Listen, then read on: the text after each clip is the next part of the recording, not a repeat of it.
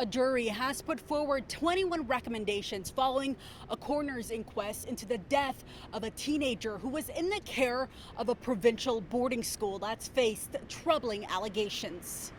The inquest began last week looking into the circumstances surrounding the death of Samuel Brown, the 18-year-old who was born with a genetic condition that left him nonverbal, deaf and blind, died in February 2018 while in the care of W. Ross McDonald School for the Blind in Bradford. Staff testified that the teen appeared to have cold symptoms and they checked on him throughout the night before his death.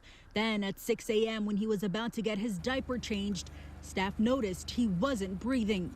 Acute bronchial pneumonia has been listed as the cause of death. His family had called for this inquiry years ago, saying there were many unanswered questions, noting that he was in good health when he was visiting his family just days before his death.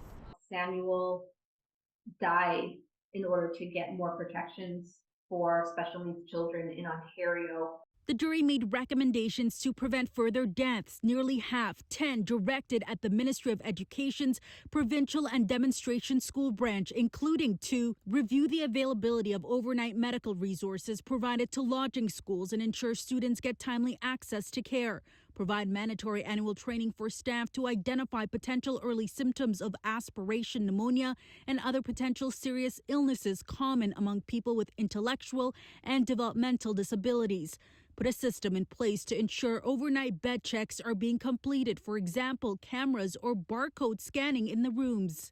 And among the 8 recommendations to the school, to review and enhance training policies when it comes to the care of students, assessing their health risks, and provide training to staff members. There are some good recommendations. In previous years, a class action lawsuit alleged physical, emotional, and sexual abuse at W. Ross McDonald School was settled out of court.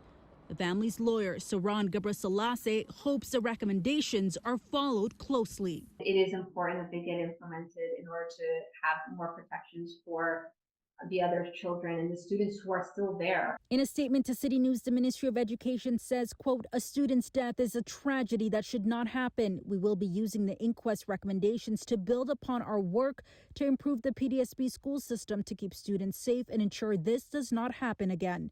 For City News, I'm Faiza Amin.